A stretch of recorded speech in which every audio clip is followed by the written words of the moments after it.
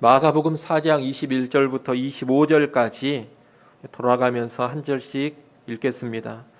또 그들에게 이르시되 사람이 등불을 가져오는 것은 말 아래에나 평상 아래에 두려 함이냐 등경 위에 두려 함이 아니냐.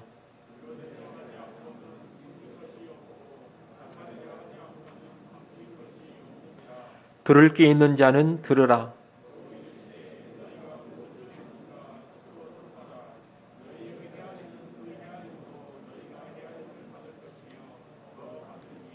같이 봅니다. 있는 자는 받을 것이요 없는 자는 그 있는 것까지도 빼앗기리라. 아멘. 마가복음 4장은 하나님 나라의 특성을 알려주는 비유들이 쭉 나옵니다. 그 비유들 가운데 첫 번째가 씨 뿌리는 비유였습니다. 이 씨 뿌리는 비유는 하나님 나라의 특성을 알려주는 다른 비유들을 이해하는데 기본이 되는 비유입니다. 씨 뿌리는 비유는 하나님 나라의 복음이 모든 사람들에게 전해지는데 그 복음을 받아들이는 사람들의 상태에 따라서 다양한 결과가 나옴을 가르쳐 줍니다. 하나님 나라의 복음 앞에 적지 않은 사람들이 부정적인 반응을 보입니다. 그러나 좋은 반응을 보이는 사람들이 반드시 있고 그 좋은 반응을 보이는 사람들을 통해서 30배, 60배, 100배의 결실이 맺어진다는 겁니다. 예수님은 이 씨 뿌리는 비유에 이어서 등불의 비유 그리고 헤아림의 비유를 오늘 본문에서 말씀하십니다. 21절, 22절이 등불 비유인데 예수님은 21절에서 사람이 등불을 가져오는 것은 말 아래에나 평상 아래에 두기 위함이 아니라 등경 위에 두기 위함이라 하십니다. 여기서 말이라는 단어가 나오는데 이 말은 부피를 재는 아주 큰 통을 의미하는 단어입니다. 사람은 등불을 가져다가 그런 큰 통 밑바닥이나 평상 밑에다가 두지 않는다는 겁니다. 다시 말해 어디에 감추어 두려고 등불을 가져오지 않는다는 말씀입니다. 그러면 등불을 왜 가져옵니까? 등경, 다시 말하면 등잔대 위에 두고 훤히 비추려고 그 등불을 가져오는 겁니다. 이 비유에서 등불은 하나님 나라의 복음을 가리킵니다. 이 하나님 나라의 복음은 어딘가에 감추어 두거나 숨겨두는 게 아니라는 겁니다. 하나님 나라의 복음은 모든 사람에게 전파되고 들려지기 위해 있는 것이다. 이것이 등불 비유입니다. 물론 하나님 나라의 복음을 들어도 제대로 이해하지를 못하고 깨닫지 못하는 사람들이 있습니다. 하지만 그럼에도 불구하고 하나님 나라의 복음은 모든 사람에게 환히 비추어져야 합니다. 하나님 나라의 복음은 등경 위에 등불이 되어야 하는 겁니다. 22절 말씀도 같은 맥락입니다. 22절에 보면 드러내려 하지 않고는 숨긴 것이 없고 나타내려 하지 않고는 감추인 것이 없느니라 라고 하십니다. 하나님 나라의 복음은 결국에는 다 드러나는 데 목적이 있다는 말씀입니다. 하나님 나라의 복음은 본래가 비밀입니다. 본질상 숨겨져 있고 감추어져 있는 것이 이 하나님 나라의 복음입니다. 하지만 숨기고 감추는 것이 궁극적인 목적이 아니라는 겁니다. 숨겨지고 감추어진 것은 결국에는 다 드러나고 나타내어집니다. 따라서 하나님 나라의 복음도 결코 감추인 상태로만 있으면 안 됩니다. 많은 사람들에게 밝히 드러나고 나타내져야 하는 겁니다. 일단 여기에서 우리는 하나님 나라의 복음을 우리가 아주 적극적으로 드러내야 한다는 것을 배우게 됩니다. 여러분, 복음이라는 것은 숨기거나 감추는 것이 아닙니다. 복음을 내 속에 감추어두면 안 됩니다. 복음을 내 삶 속에 꼭꼭 숨겨둬서는 안 됩니다. 앞서 말씀드린 것처럼 이 하나님 나라의 복음은 본래가 비밀입니다. 그런데 하나님이 어느 때에 나에게 이 복음의 비밀을 알려주셨습니다. 깨닫게 하신 겁니다. 내가 하나님의 은혜를 통해 그 비밀을 알았습니다. 그러면 그 알게 된 복음의 비밀을 이제 어떻게 해야 하느냐? 훤히 드러내야 합니다.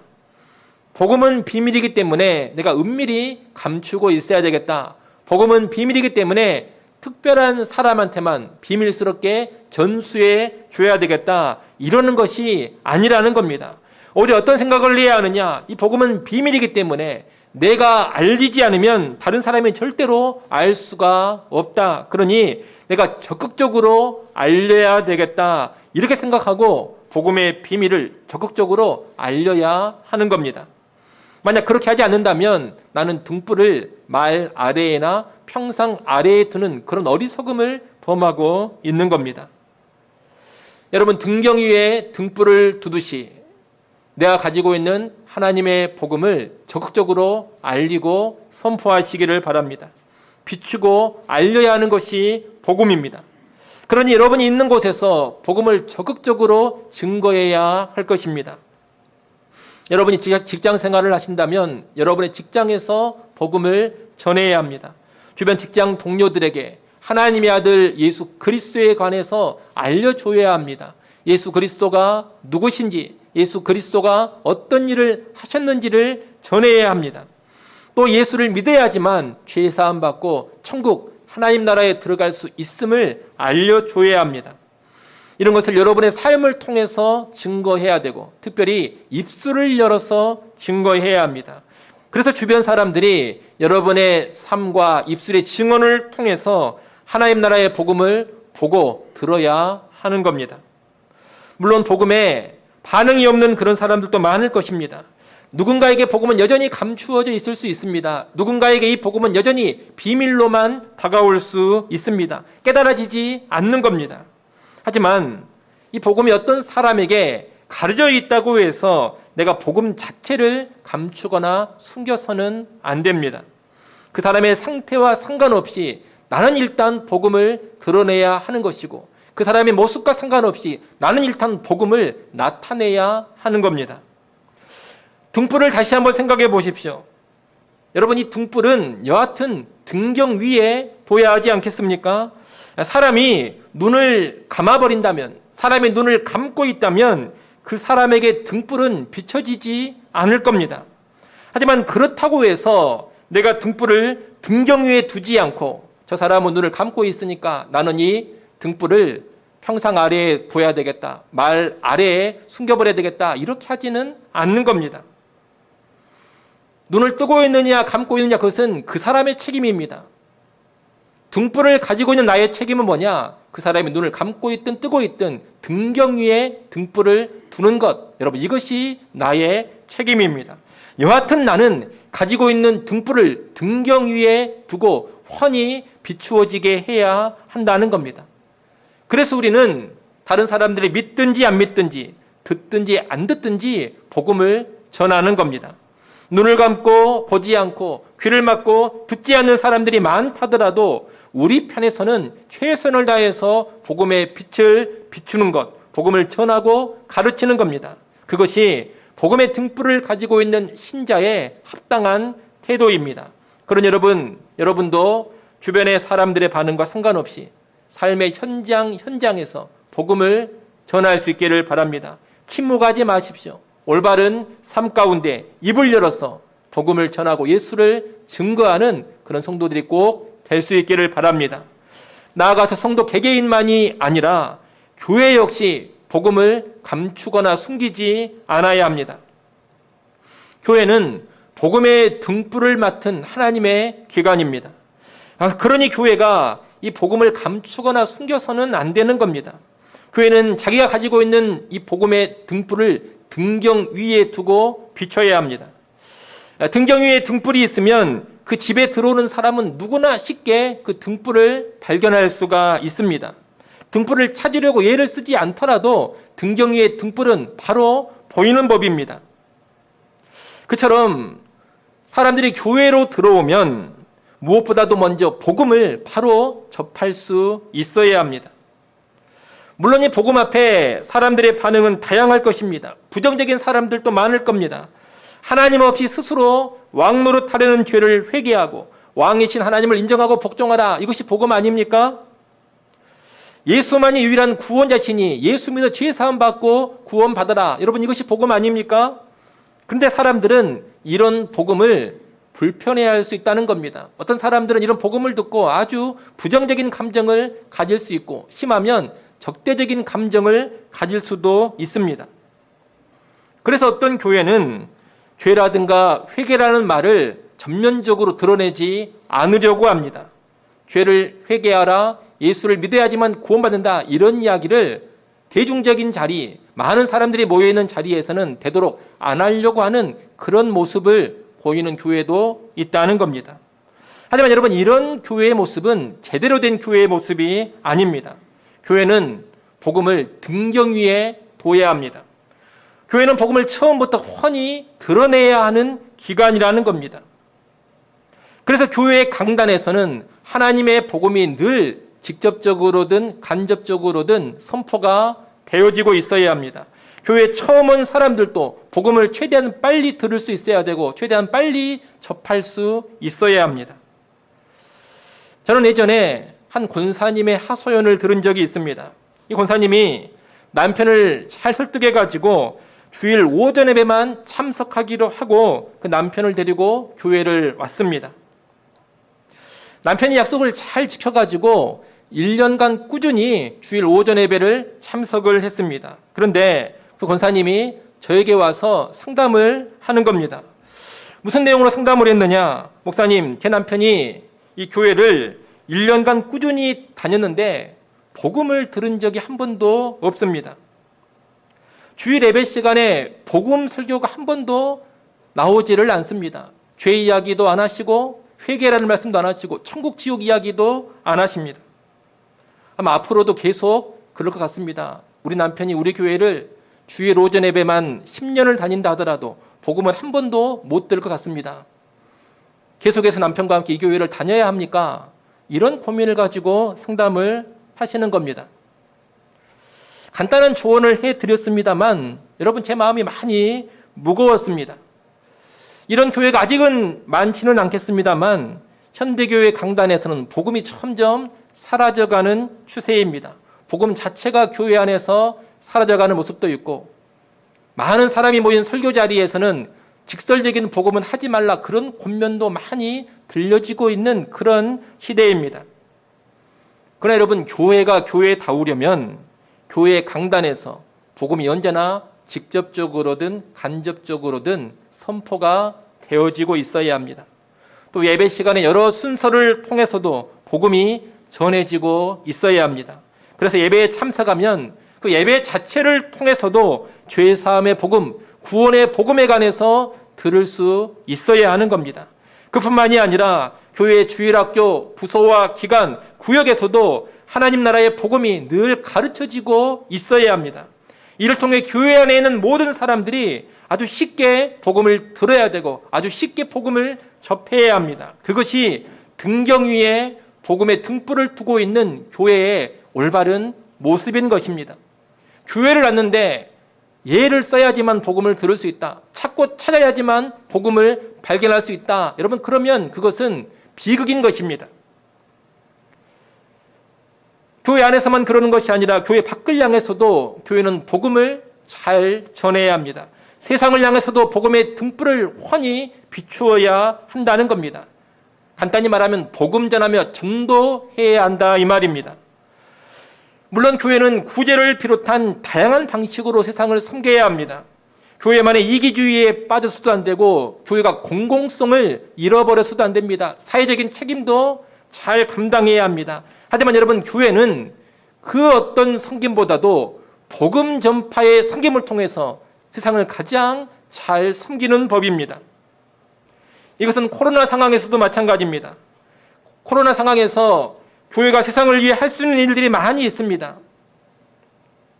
이런 상황에서 세상을 위해 할 수 있는 일이 많이 있습니다만 여전히 최고의 섬김은 뭐냐? 세상의 사람들에게 복음을 증거하는 것입니다.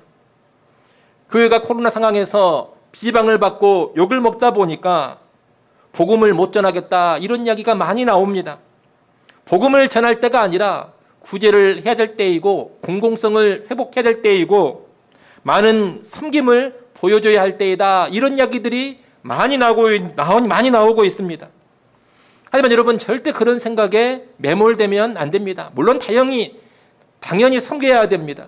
구제도 해야 되고 사회적인 책임도 잘 감당해야 됩니다. 하지만 이것을 해야 한다면서 복음 전파하는 일을 뒷전으로 미루고 있다면 교회의 가장 중요한 책임을 망각하는 것에 지나지 않는 겁니다. 함께 나가야 하는 겁니다. 구제도 하고 다양한 섬김도 하면서 복음도 열심히 전해야 하는 것이 이런 시국에서 교회가 마땅히 보여야 될 모습인 것입니다. 여러분, 하나님의 말씀인 복음은 전할 때가 있고 전하지 않을 때가 있는 것이 아닙니다.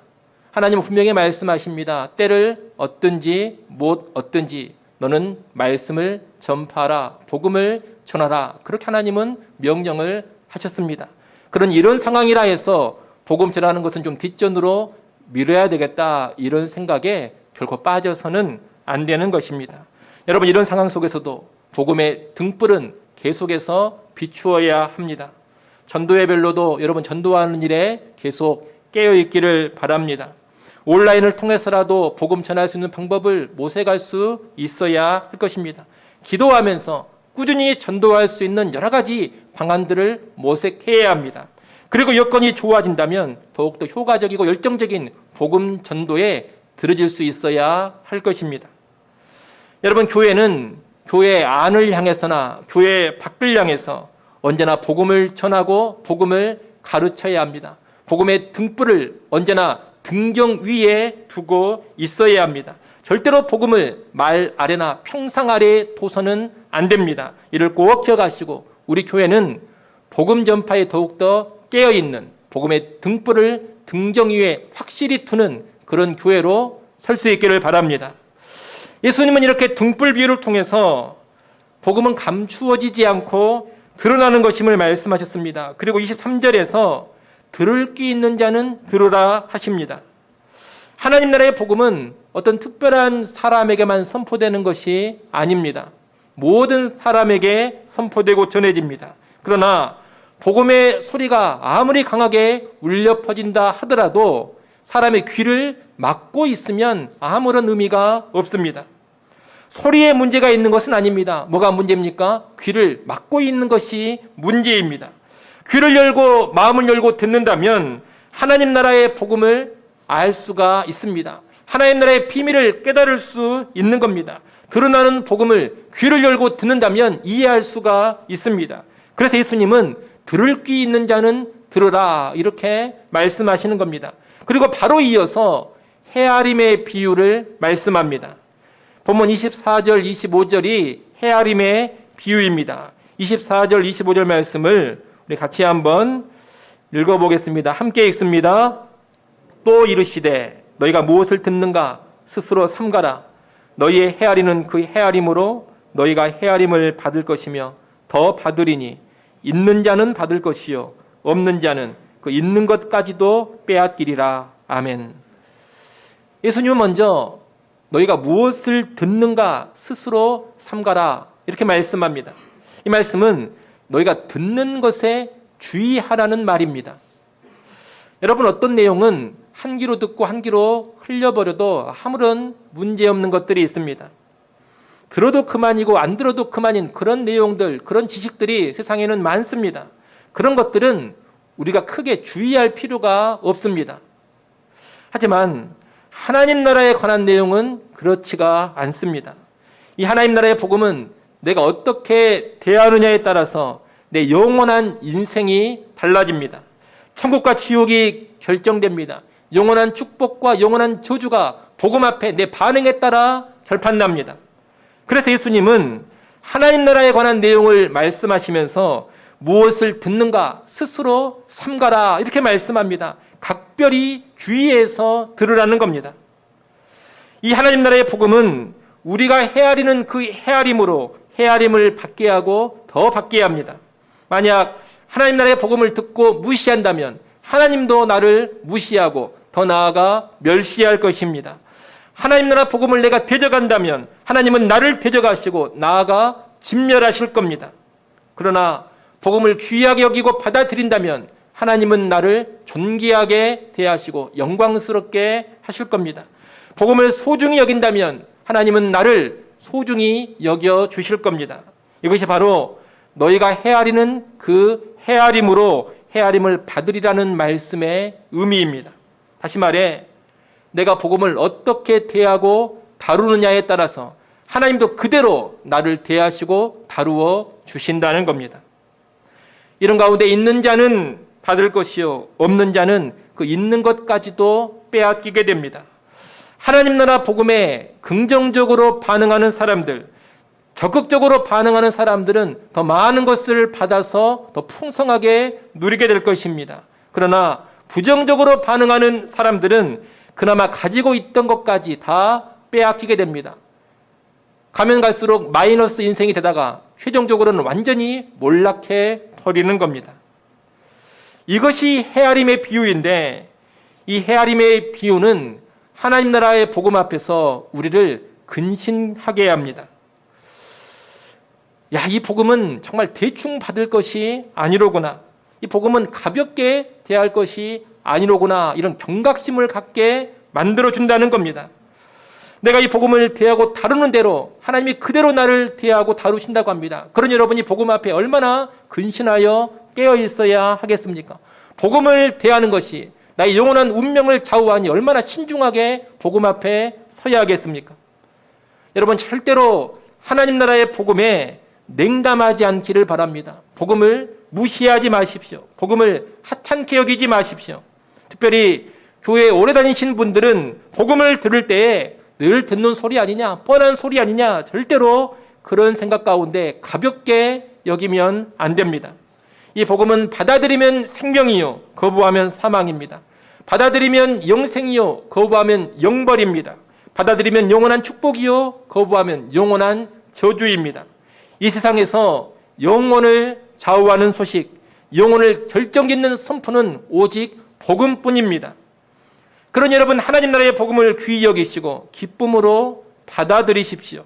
반드시 복음을 믿고 받아들이는 사람이 되어야 합니다. 그런 반응을 보일 때 하나님께서 여러분의 영혼을 확실하게 보장해 주실 겁니다.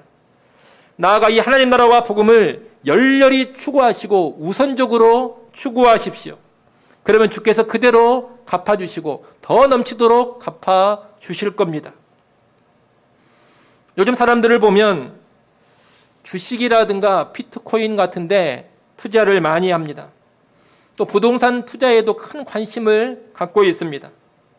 그런 가운데 영끌, 비투 이런 말도 나오고 있습니다. 이 영끌이라는 말은 영혼까지 끌어모아 대출을 받는다는 뜻이라고 합니다. 비투라는 말은 빚을 내서 투자한다는 뜻이라고 합니다. 사람들이 그렇게 영끌에서 부동산을 사고 빚을 내서라도 주식이나 비트코인에 투자를 하고 있습니다. 이런 투자가 좋냐 나쁘냐를 떠나서 여러분, 사람들이 왜 그렇게까지 투자를 하고 있습니까? 왜 영끌을 하고 비투를 합니까? 다른 이유가 아닙니다. 부동산이나 주식의 가치를 아주 크게 헤아리고 있기 때문입니다. 거기에 내 모든 돈을 걸고 내 인생을 걸고 내 미래를 걸만하다, 그렇게 평가했기 때문에 그런 모습을 보이는 겁니다. 여러분, 그렇지 않습니까? 거기는 반드시 어떤 계산, 어떤 헤아림이 있는 겁니다. 근데 여러분, 세상 사람들은 그런 헤아림을 하면서 살아가지만 믿는 우리는 하나님 나라를 그렇게 헤아려야 하는 겁니다. 하나님 나라의 가치를 제대로 알고 복음의 가치를 제대로 헤아리고 있다면 영혼까지 끌어모아서 하나님 나라에 투자하게 될 겁니다. 하나님 나라의 가치를 정말 제대로 헤아리고 있다면 반드시 먼저 그의 나라와 그의 의를 먼저 구하게 될 것입니다. 철저하게 하나님 중심으로 살아가고 복음 중심으로 살아가게 되는 겁니다. 가치를 제대로 헤아리면 그렇게 된다는 겁니다. 그리고 그렇게 살아갈 때 하나님께서 그 헤아림대로 갚아주시는 겁니다. 요즘 사람들은 세상살이 이야기, 돈벌이 이야기는 그렇게 귀를 쫑긋 세우고 집중하여 듣습니다. 또 건강 이야기에도 그렇게 관심을 집중하며 잘 들으려고 합니다. 어머니들은 자식의 교육 이야기나 학원 이야기에 철저하게 주의를 기울여서 들으려고 합니다. 그리고 그런 가치들을 정말 크게 헤아립니다. 하지만 예수님은 뭐라고 말씀하십니까? 하나님 나라의 이야기에 크게 주의를 집중하라고 하십니다. 하나님 나라 이야기에 큰 관심을 기울이라고 하십니다. 너희가 헤아리는 그 헤아림으로 헤아림을 받을 테니 하나님 나라를 크게 헤아려라. 하나님 나라를 정말 가치 있게 헤아려라. 이렇게 권면하십니다. 더불어 하나님 나라를 무시하다가는 있는 것까지 다 빼앗기게 되니 정신 차리고 하나님 나라에 집중하라고 말씀을 하시는 겁니다. 여러분, 짐 엘리엇이라는 선교사가 있습니다. 이 짐 엘리엇이라는 선교사는 하나님 나라의 복음을 전하다가 29살에 순교를 했습니다.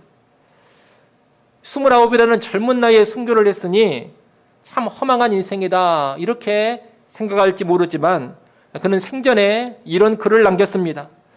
영원한 것을 위해서 영원하지 않는 것을 포기하는 사람은 바보가 아니다.